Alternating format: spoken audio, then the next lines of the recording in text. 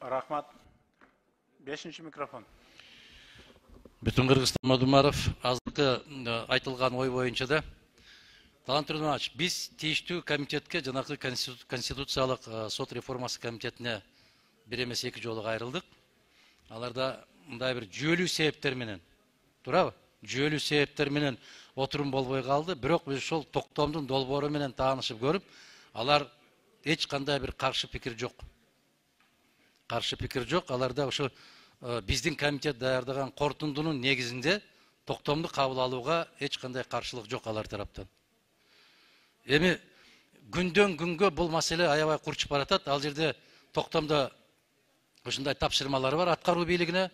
Массалык маалымат каражаттарынын азыркы абалы боюнча, жалган маалыматтарды таратуу боюнча мына Россия Федерациясында башка өлкөлөрдө кандай чечимдер кабыл алынып атканын көрүп атабыз да биз.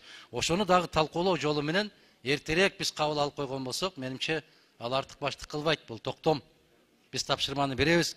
Конституцияга жана мыйзамдарга ылайык тапшырманы берип атабыз биз аткаруу бийлигине. Комитеттин төрагасынын орун басары бар. Эгерде расмий түрдө стенограмма үчүн десеңиздер, чыгып айтып койсун.